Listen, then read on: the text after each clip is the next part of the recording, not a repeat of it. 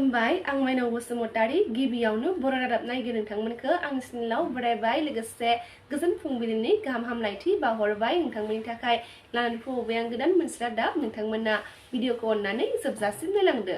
दिनैनि गिबि खौराङाव दङ बिटिसिनि बाहेरायाव एमएलए बिजाथि होनाय होयिनि सायाव दासिमबो फाइनाल खालामनाय जायाखै होनना इएम रबिराम नार्जारि बिथाङा फोरमायथिदों। लोगोसे बिपिएफ राजखान्थि हान्जाया जाय बियाबफोराव एमएलए बिजाथि होगोन गासैखौबो देरहागोन होनना इएम रबिराम नार्जारि बिथाङा खौरांगिरिफोरनि सोंथियाव फोरमायथिदों। तामुलपुर जिल्लानि नाग्रिजुलियाव गिख्रंथाव अर खामनाय जाथाय सोमजिदों होनना खौरां मोननाय जादों। खौरां मोननाय बायदिब्ला गिबियाव राजु लमसालनि कम्पिउटार गलानिफ्राय मोब्लिब गोहोआ सर्ट सार्किट जानानै अर जोंखांदोंमोन। बेनिफ्राय साखाथिनि गंस्नि दखानफोरावबो ब्लाव ब्लाव जोंनाय अरा गोसारो आरो स्टेशनारि बायदि मुवा बेसादनि गुदामजों लोगोसेनो गंस्नि गलाफोराबो खामफायो होनना मिथिनो मोन्दों।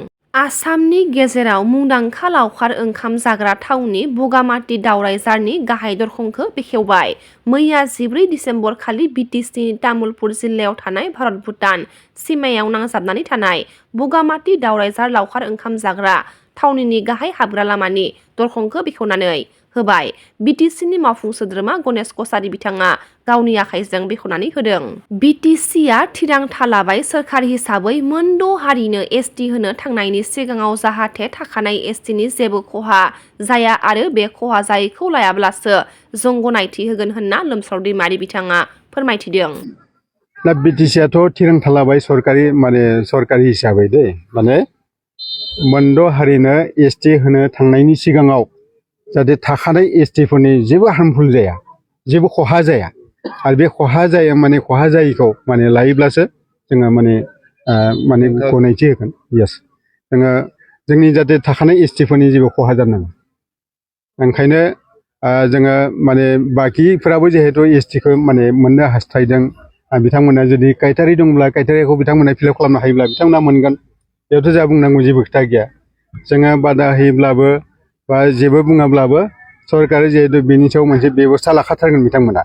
ओंखायनो जोंनिफ्राय बुंनाय जादों जे थाखानाय एसटिनि जेबो खहा जायालासेनो जोंहा एसटि होनायाव जोंहा जेबो अजद गैया। बर' रायजो राजाफोरनि बेखौ खावलायगासिनो जे गाहाय खुंगिरि हाग्रामा महिलारिया जिहेतु एनअसि हरनाय बेखौ बोखांना लाफिननांगौ, जिहेतु बिथांनि आखायावबो हारिखौ रैखाथि होनायनि बिबान दं। दा जोंबो गथै बाथ्राफोरखौनो जोंबो सावरायदों जे बेसेबांनिखि खहा जागोन जाया बे गथै बाथ्राफोरखौ जों जिहेतु सावरायदों आरो जोंबो होनदों जोंनि खहा जानाय जुदि माबा मोनसे नुयोब्ला जोङो सरकारखौ जों खावलायगोन। उनाव खहा जानाय जुदि नुयोब्ला जों खावलायगोन। खिन्थु दासिमथ' जों जेबो लाथ'नाय जों नुवाखै। ओंखायनो जों होननाय जादोंबा थाखानाय एसटिनि जेबो हार्मफुल जानाङा, बेनो आरोखि। मोन द' जौगाखां हारिफोरनो एसटि होमारोब्ला जों फरायसाफोरा बड'लेण्डनि थाखाय सोमावसारनो साखाफारा होननानै बड'लेण्ड मुलुगसोलोंसालिनि फरायसा बबुल बर' बिथाङा गोख्रों रावजों फोरमायथिदों।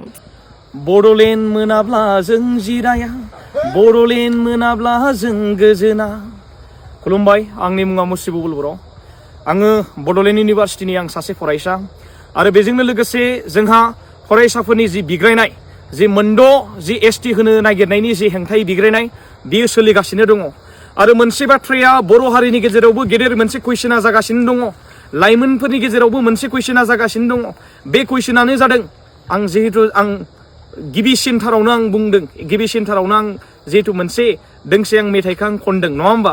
बेनो जाबाय बड'लेण्ड मोनाब्ला जों जिराया, बड'लेण्ड मोनाब्ला जों गोजोना।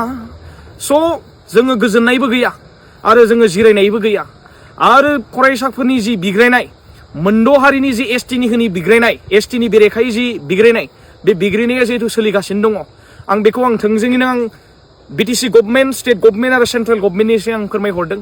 बर' हारिया जुदि बर' हारिनि गेजेराव, ट्राइबेल माहारिनि गेजेराव जुदि मोनद' हारिनो जुदि एसटि जाबसिननानै होयोब्ला फरायसाफोरा बड'लेण्ड दाबिनो गोनां बायध'था जागोन आरो बड'लेण्ड बिनो गोनां बायध'था जागोन। बेयो थोंजों खोथाखौ आं नोंथांमोननो फोरमायहरदों। बेयाव सोरखौबा गिनाय, सोरखौबा नेवसिनाय गैया।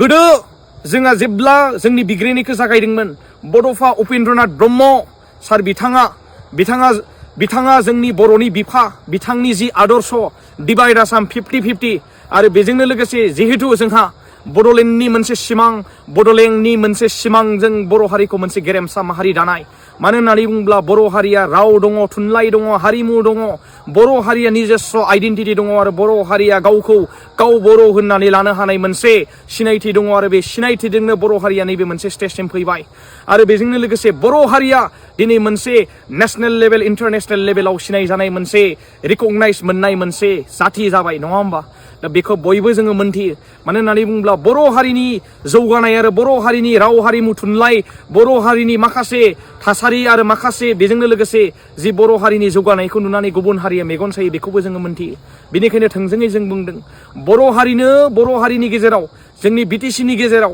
मोनद' हारिनि एसटिनि जि एसटिखौ जुदि जाबसिननानै जुदि होयोब्ला एसटि बिथांमोनखौ जुदि होयोब्ला बिथांमोननो पलिटिकेल राइट होयोबा बिथांमोननो हानि जुदि मोनथाय होयोब्ला जोङो जिरायनायाव गैया जोङो बड'लेण्डखौ जों फिन दाबिफिनगोन आरो बड'लेण्डखौ जों दाबिगोन आरो बड'लेण्डखौ जों मोनफुंनो थाखाय जोङो सोमावसारगोन आरो जानजि खाफ्रानानै जों दङ आं बेखौनो आं थोंजोङै रायजो राजा नोंथांमोननो आं फोरमायहरबाय जुदि जोंनि बिग्रायनायखौ स्टेट गभर्नमेन्ट आरो सेन्ट्रेल गभर्नमेन्टआ जुदि मानिनानै जुदि लायाब्ला जोंनि बिग्रायनाया एक्सट्रिम लेभेलसिम थांगोन आरो बे एक्सट्रिम लेभेलानो जाबाय बर' हारिनि मोनसे सिमां बेनो बर'नि जि आलादा बड'लेण्ड रायजो बेखौ जोङो दाबिनो गोनां जोङो बायध'था जागोन आरो बेखौ जोङो दाबिगोन बेखौनो आं थोंजोङै आं फोरमायहरबाय गोजोन्थों मोन द' जौगाखां हारिसाफोरनो एसटि गनायथिनायनि सायाव पद्मश्री डक्टर अनिल कुमार बर' बिथाङाबो माखासे बाथ्राखौ फोरमायथिदों बेखौ लानानैथ' दा जोंनि गेजेरावनो गुबुन गुबुन रोखोमनि साननाय गुबुन गुबुन रोखोमनि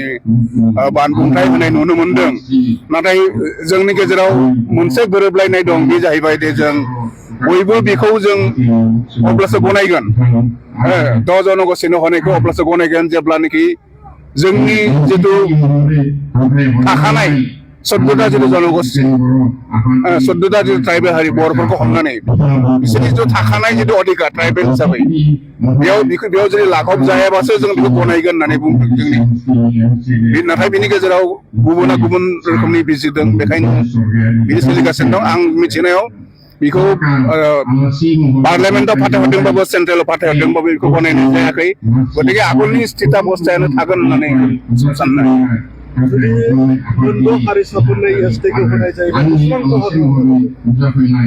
खहा जागोनखौबो बयबो बुंलायगासिनो दं दा प्रेक्टिकेलि जायोबा जों नुनो हागोन खिन्थु खहायाथ' एसेबाबो जाखागोन मानोना दा मोनथाम केटेगरि बानायनाय जादों एसटि पि एसटि एस दंमोन दा एसटि भि होननानै एसटि भेलि होननानै मोनसे बानायनाय जादों दा बेखौ बिसोरबो गनायनो नागिराखै बिसोरो मिथिदों बे बि मथे जानाय नङा बिसोरबो मिथिदों गतिके बिसोरबो गनायाखै आहमफ्राबो बा गुबुनफ्राबो गनायनो नागिराखै गतिके थाङै एसटि पि आरो एसटि एसटिखौल' होयोब्ला गतिके जोंनिफ्रायनो थांगोन जों मोनखानाय माबानिफ्रायनो थांगोन गतिके साननो गोनां दं एसे गिनो गोनां दं खिन्थु मा जामारगोन दा बुंनो हायाखै मानोना पार्लियामेन्टआव बियो दा जिथु पार्लियामेन्ट बेयावबो जानाय नङा जों होननानै बेखौ मिथिनो मोनदों गतिके दा बे माबानि गेजेरावनो दं बाथ्रा दानथेलायनाय बा जोंनि साननायनि माबानि गेजेरावनो दं बेयो मोनसे कंक्रिट माबाखौ जों दा बुंनो हाया खिन्थु जामारोबाथ' खहा जागोन एसेबाबोथ' खहा जाखागोन आरो बेखायनो गिदों बर'फ्रा हेंथा होदों गुबुन ट्राइबेलफ्राबो हेंथा होदों